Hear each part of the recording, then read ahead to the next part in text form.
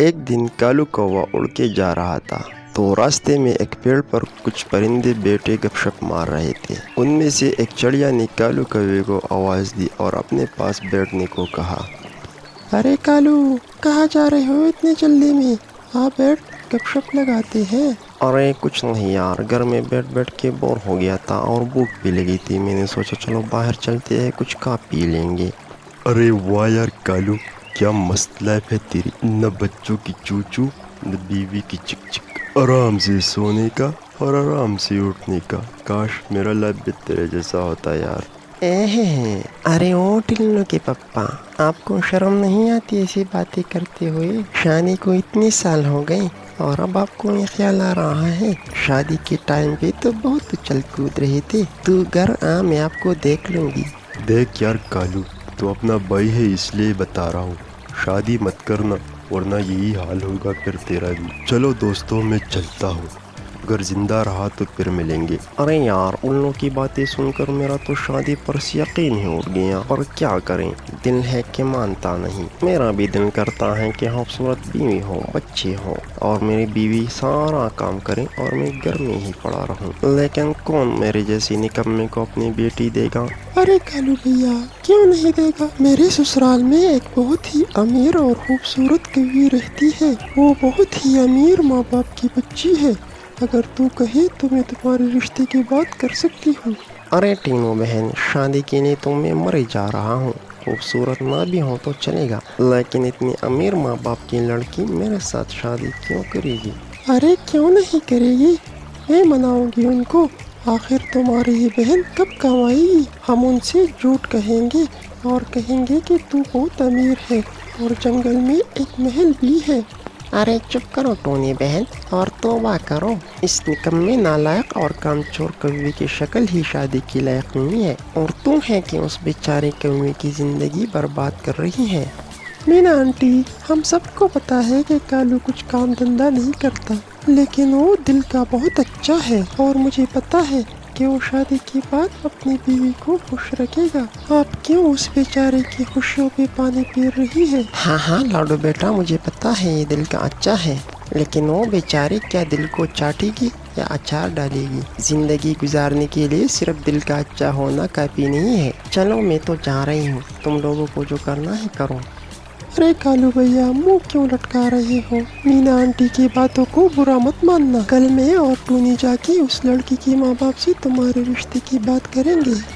شکریہ لاڈو بہن، میں وعدہ کرتا ہوں میں اس کوے کو بہت خوش رکھوں گا۔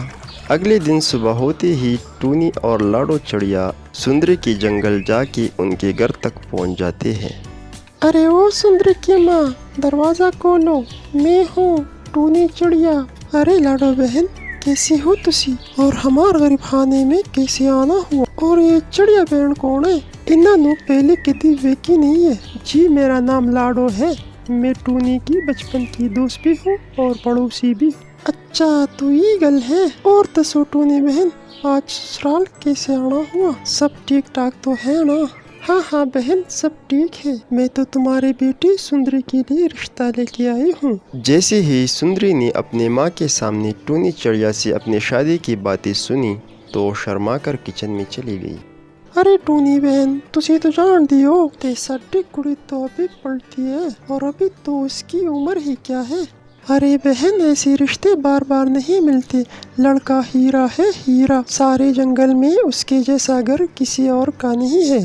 چلو بہن ٹھیک ہے، اب تسی ناراض تھوڑی کر سکتے ہیں، کوئی اور ہوندا تو صاف انکار کرتی۔ سنو یہ رشتہ منظور ہے، ہن تسی دسو کہ کیڑا ڈیٹ فکس کرنا ہے؟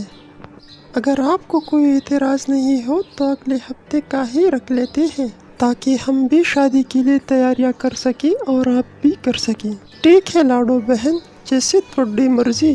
چلو سندری کی ماں، اب ہم چلتے ہیں، ہمیں ڈھیر سارا کام کرنا ہے۔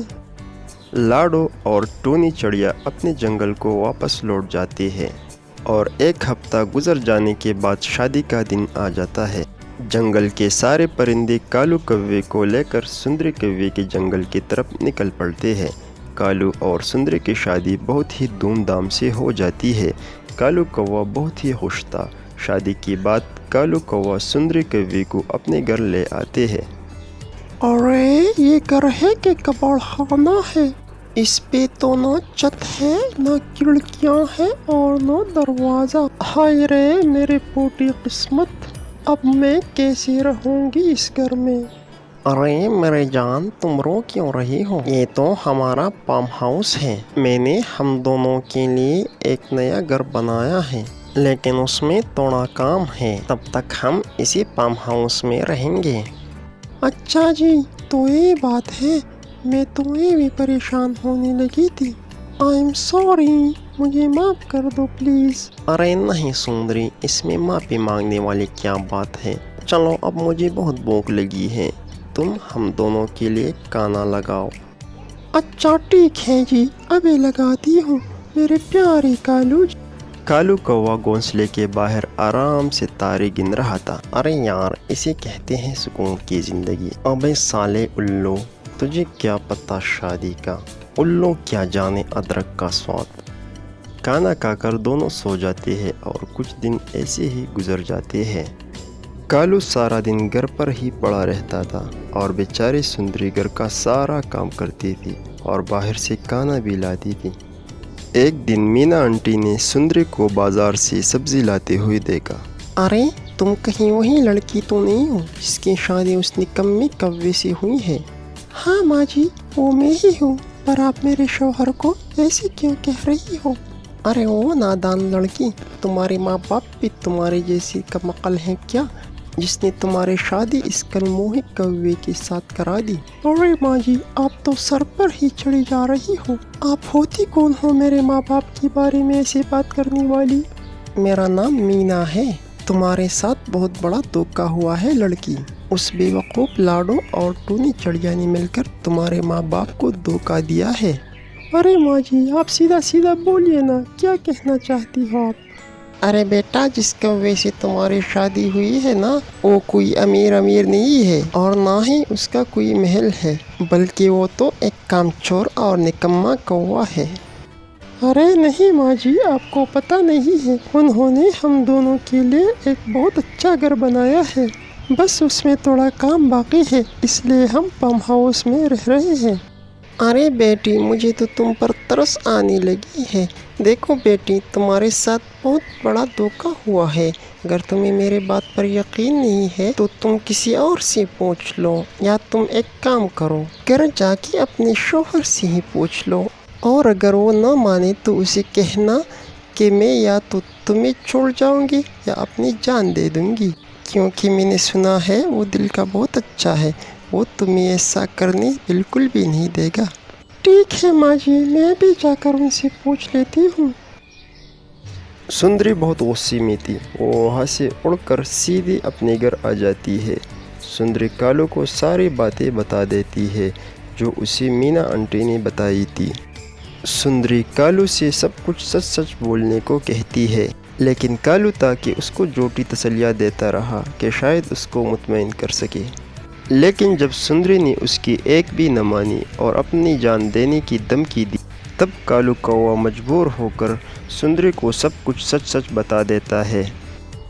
हाय रे, मेरे तो ज़िंदगी ही बर्बाद हो गई। अब मैं अपने माँ बाप को क्या जवाब दूंगी? अरे वो कालू के बच्चे, तूने ऐसा क्यों किया मेरे साथ? अब एक पल के लिए भी मैं तुम्हारे साथ नहीं रह सकती। कालू कौवे ने सुंदरी को बहुत समझाने की कोशिश की, लेकिन सुंदरी ने उसकी एक न मानी और कालू को छोड़कर अपने माँ बाप के घर वापस चली गई। तो दोस्तों, कैसी लगी आपको हमारी कहानी? अगर अच्छी लगी हो तो चैनल को ज़रूर सब्सक्राइब करना ताकि नेक्स्ट वीडियो मिस ना हो।